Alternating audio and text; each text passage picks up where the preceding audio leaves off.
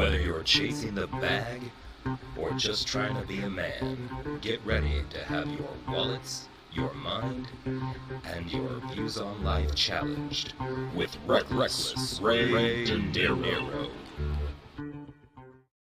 What's good, everybody? It's your boy Reckless Ray De Niro. We up in the building, in the house.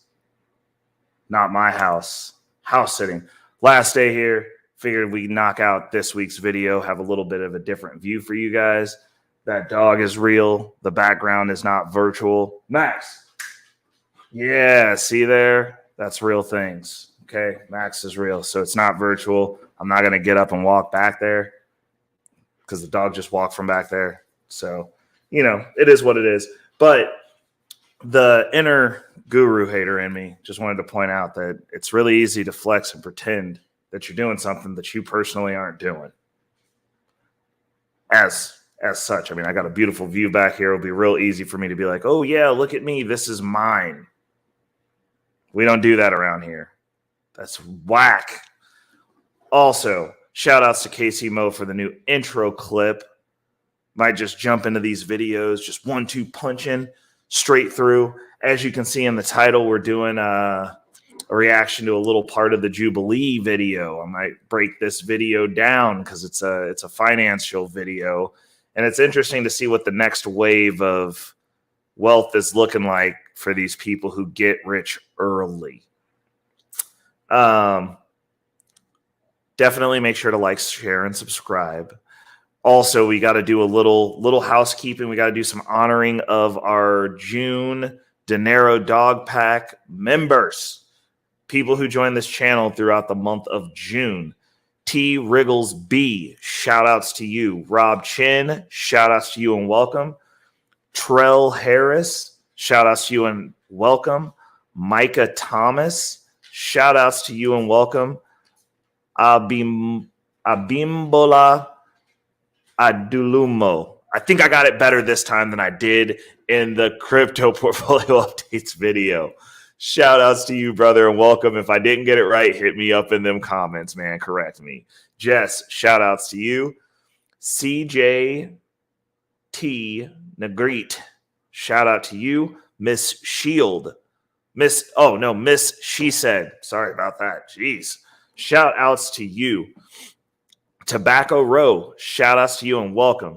All the new members of the De Niro Dog Pack, we like you. Invite your friends. There's plenty of room.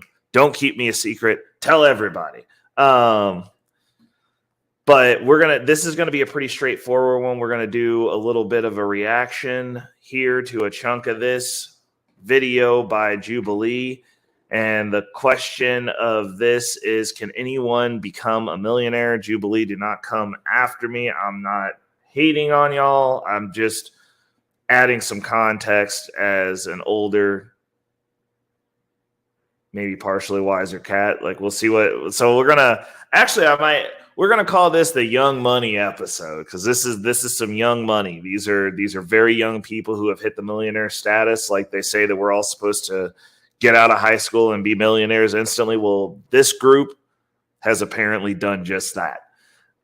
It's going to be interesting to get their perspectives and their takes on a few things. So let's jump into it. Oh, actually, I did not share this page, so you guys can't jump into anything. Let's share the screen. Bring this on up. We're gonna keep it. We're gonna do it. Like, I think we should probably like maybe do it like this. Yeah, we'll do it like this. Or I don't know. Let's see here. All right, we'll do it like this. And we're just going to do a blind reaction. I haven't watched this yet all the way through. And I think I'm not going to watch the video. We're going to break this up into chunks, and we're going to mine this out. I know that there's at least a couple of juicy topics in here. This one specifically was a good one. The question is, the statement is, it's easier to make money if you're white. Let's see how many victim Olympians we got. Let's go. It is easier to make money if you're white. 3, 2, 1. Go.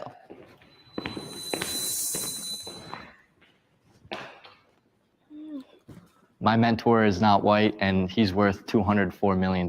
So I think I've seen it firsthand. You know, most of my friend group is not whites, and they do very well for themselves. I would say you're almost an exception with what the majority is. I think majority-wise, if you look at just the demographic of the United States, you know, whenever you think of trust fund babies, whenever you think of houses in the Hamptons, whenever you think of that luxury lifestyle, it's not usually the Black demographic or people of color in general. For example, when slavery.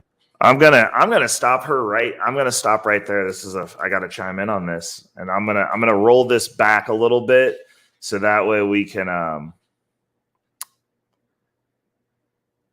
get her so she can restate this. When she says that he's the exception, everyone in these YouTube streets gives their anecdotal experience, right? And we can look at the demographics of however you want to do that. But like when you actually break down the statistics of wealth in America, white people are only 2 spots ahead of Black people, and Black people are really low. White people are really low as well. If you want to like break it down from that context, it's just that this is let's call it what it is. This is a white country. So like, yeah, you're going to see the vast majority of wealth. The people who actually came over and settled this land and conquered it were white. So yeah, they're going to own stuff. They're going to own most of the stuff. But like out of the grand population, there's only a small percentage of them. Now, when I'm navigating in these neighborhoods, because for my business, I do that. You see a lot of other people in some of these neighborhoods. There are other people like those, that demographic, that reality is changing. It's not even one of those things where it's really debatable, because like there's people coming in from other countries that are not white, that are doing well, that are outpacing white people. That's common knowledge. A lot of them. I guess if you're only looking at the upper 1%, then like, yeah, you're going to have an overrepresentation of that in that culture's country. If you go to India, it's not a bunch of white people running India. Right? So then the disparity is the exact opposite. If you go to India and you're white, you're going to be anomalous to get rich in India because those people are there. If you go to Kuwait or you go to Iran or you go to any Middle Eastern country, it's not white people that are the wealthiest people there, because the population is majority of those people. Like that's such a non-starter. Obviously, you're in your emotions argument that it's almost like, why would you even say that? And to have somebody who is in that echelon of people say that, I'm like, there's a lot of brainwashing done to these kids these days, man. It's super sad to see people want to jump into the victim Olympics when that's not even their life lived experience. They're speaking on behalf of other people, and they're not speaking on behalf of other people from like an intellectual level. It's like there's more white people. Yes, you're the people who settled this land. Definitely, you go and conquer the land, you have all the resources, so you are going to have some semblance of a head start as far as representation of the upper crust of whatever that society turns into. That makes sense. It's 100% logical. Also, there's a lot more white people than other people in America. Now, globally, white people are not necessarily the majority wealth, because when you take in resource and take into account resources and stuff, the Middle East is killing everybody. White people ain't built no Dubais, bro. What about that? Are we supposed to like have affirmative action so that we can get a white Dubai? Like, what's the expectation here? You go to Dubai, that's not run by white people. It's one of the best cities on the planet. United Arab Emirates is killing it, bro. They build islands and stuff. Technologically advanced. It's amazing. No crime. No poverty. Also, Very few old people. I kind of like it there. I might have to book a flight. But you have to account the populace that's there. Like if you show up in Dubai, you don't get to be mad that you're black and like black people don't run Dubai. Like there's no representation. Like, yeah, it's all people of that culture.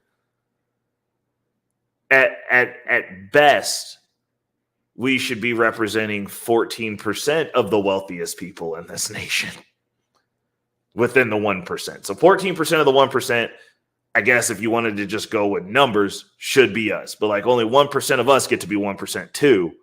So like the math does not math on this statement. I don't like it. It doesn't make sense to me. The majority is, I think majority wise, if you look at just the demographic of the United States, you know, whenever you think of trust fund babies, whenever you think of houses in the Hamptons, whenever you think of that luxury lifestyle, it's not usually the black demographic or people of color in general. For example, when slavery was a thing, white people had a 200-year head start to start their businesses, to set up their families for success. Oh my God. And now we're going into the head start. Boo boo, you are rich. What head start did anyone have on you? You got a head start on everybody else. Like, this doesn't make sense. 200-year head start, yet there's more homeless white people than homeless black people. But like, we don't want to talk about that. There's more white people in poverty than there are black people in poverty. We don't want to talk about that. There's more white people on assistance, on welfare, on Medicaid, because they broke, than there are black people. You want to talk about that? Because technically speaking, if you look at the statistics, black men are actually increasing their income. Interesting. But she doesn't like that. Like you can throw these numbers any which way, but the reality of it is there's just more white people. Like Head Start, are the white people in trailer parks, did they get a head start too? Like where does the Head Start, what does that count as in regards to dealing with broaching that topic? Where does that start? A Head Start. What is the Head Start? Is it monetary? Like, what is it? Because like when I see these homeless white people, they don't look like they got a head start at anything, bro. Like they out here dirty and gross and they smell bad, just like every other homeless person. No head starts. Like I don't know where their head started. Did like they get the head start and they like fell down and just never got back up? Like I need someone to explain this to me. Like it doesn't make sense. There's just not. This whole argument is emotion based, and I don't like it because nobody cares how you feel.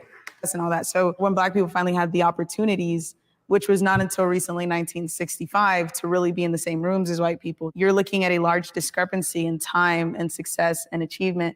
So I think just naturally in general, white people are taken as more serious because of the stereotypes that have been put on people of color.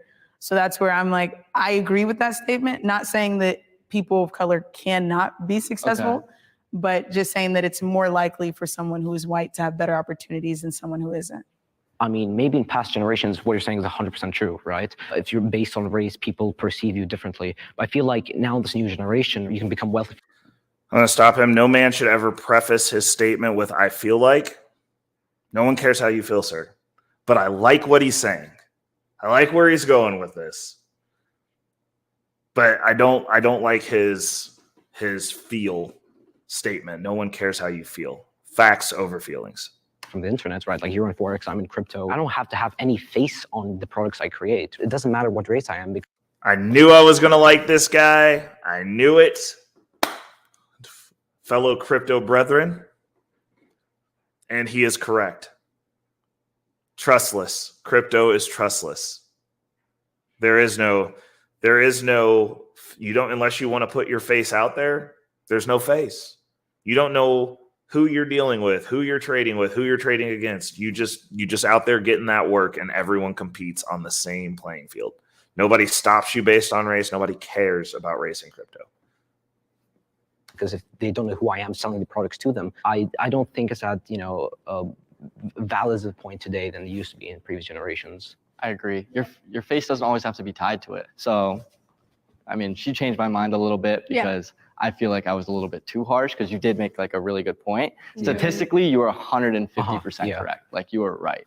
But I think in my firsthand experience, just the people I've been around, a lot of them are not white and they are successful. So that's why I was like, all the way to the right. Now I'm like here. I think we forget that not everybody's job is online, and not everybody's job you can hide behind a screen. And most people work everyday jobs in person doing, customer service where people have to look at them. So I think if we're talking about if it's easier to make money as a white person, I would say yes, because applying to jobs, most of the time, if they go into an interview and they're a person of color, they're probably less likely to get that job than a white person. And also, a white person is probably going to get paid more than a.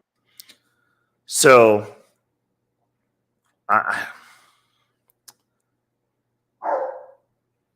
only applied to a few jobs, and out of those jobs, I've always just been offered opportunities. I don't know. Like, I worked in service industry. I made as much or more than my white peers in that business because I'm good at the job and I'm personable. Every job that I've been at, I've excelled at. I never was in a job where I really felt that I was held back because of my race. Like, I can't wrap my head around this. Like, if you're good at the job, if they don't hire you, they've done themselves a disservice as a business, because now they don't have the best person for the job. The issue comes in, and most of this that I see comes from people who are not the best at their job. Comes from people who are moderate at their job, who are not necessarily the greatest at their job. I mean, I don't know any other way to put this, because I'm like, if you're a go-getter, or people who don't want to go where the money's at. Like, I see people like this chick that's talking, and they want to fight so hard to get in buildings where they're not wanted to prove a point. And my thought process on that is, why would you want to work for people who hate you, that don't want you there, and then fight for the privilege to be in there and be annoyed and complain and have a bad life the whole time that you work there? Like, who's signing up for that?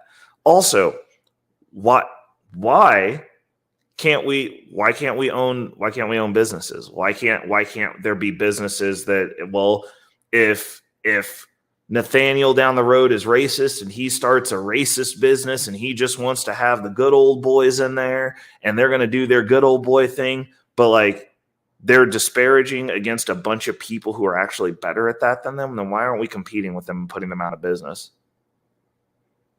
I mean, this all boils down to somebody has to placate to take care of this poor, disparaged, helpless group that just can't figure out how to build businesses, how to get into fields where the money's at, how to get into crypto where nobody cares about your race. Most of y'all want your race cared about. That's where I'm at with this at this point. These people want their race cared about. They want to fight. They want to have the white boogeyman to blame for all their problems, and they want to tell everybody they're racist. This isn't about a solution. Their solution is changing the way that people think and feel versus just going, hey, what do I need to do to win at this game? They don't want to build the stuff that these people built, because like most businesses, especially small ones, got built. Walmart got built. There's a whole book about when that dude, and he did not go collect slaves. He started a small convenience store and scaled it. Why can't we start and compete? Why if you that hot to try and that about this action and that about the Victim Olympics, why are none of y'all building businesses?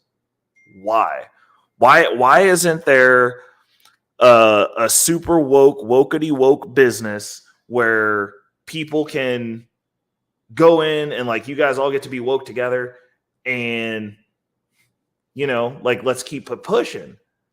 But no, it's never that. It's like we got to change these other businesses to conform to me and how I feel.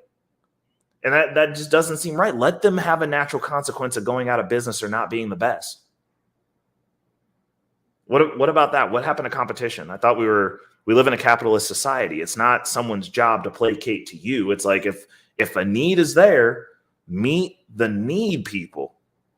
Let's start looking at it from that angle. Like, I do not like this at all. I knew this was going to be a juicy one. I knew I was going to get hype about it, but let's go.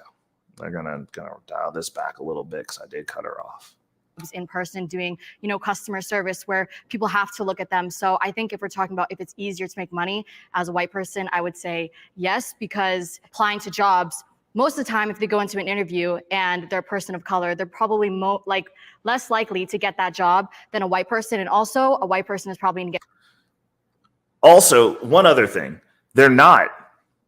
A female of color is more likely than anyone to get any job right now because of these ESG scores and diversity, equity, and inclusion. Because you get to check 2 boxes: female, minority, person of color, minority. It's 2 box checks. So she's wrong there. Like, that's not even true.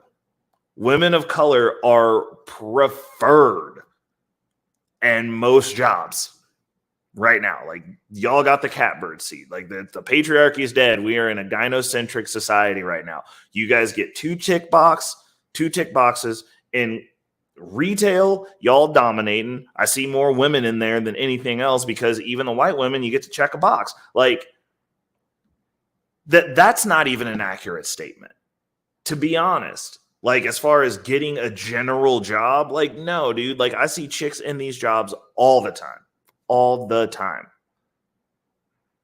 And they're preferred. So, like, that in and of itself isn't accurate unless she's speaking specific to males of color in some of these spaces.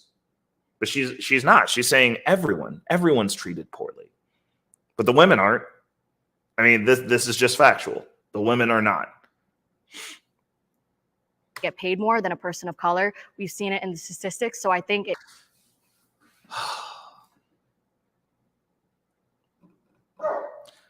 when it comes to these pay gaps, are we talking about at the same job? Because at the same job, the variance is 3%, and that 3% is based on negotiation. You are not entitled to a standard rate at a job. You're entitled to what you negotiate for. So this also is not accurate. it is easier to make more money as a white person. I think 2 things specific. White people negotiate more because they are less agreeable than most other people in America. They negotiate harder. So they get their 3% more at those jobs. Now, if you're black and you negotiate, guess what? You get that 3%. If you're a woman of color and you negotiate, guess what? You get that 3% too. Sometimes maybe even more. But if you don't ask, you won't receive. That is not a matter of race. That is a matter of negotiation and being willing to have those uncomfortable conversations, which most people are not. And then they want to say that it's because of racism. For one, although I'm right here, Indians make the most amount of money in America when it comes to any racial demographic group, which is great. So shout out to the Indians. But 2, with that being said, I remember when I started my business, I had a very in-depth conversation with my father, and he said, Jay, if I were you, I would highly recommend staying behind the scenes and letting a white man run the business, because they get along with people a little bit better than we do, just because people don't understand Indians. But even in that, you could, develop yourself to be a great CEO regardless. I mean, there's huge companies in America that they're all ran by Indian Americans or Indians. Starbucks. I mean, whether it's Google, whether it's Microsoft, yeah. I mean, these are all ran by Indian Americans. I'm Jay. I'm the CEO and principal of Modere. A quick 30 seconds in regard to who I am. I started programming at the age of 9. At 11, I started freelancing. I got my first contract with a local salon to build their website. And then at 14 is when I got my first large contract with a Fortune 500 company. At 15, I dropped out of high school to pursue my agency full time. And at 18, I moved to Dallas, Texas. I'm originally from. Oh, so where's the Victim Olympics for this dude? This dude dropped out of high school at 15 and said, forget it. I'm gonna do this. How many of y'all got your kids programming at 9? Hit me up in the comments. All right. Because, I mean, this dude sidestepped the entire Victim Olympics right here. Started programming at 9. Age 11, started freelancing. Started bringing in some money.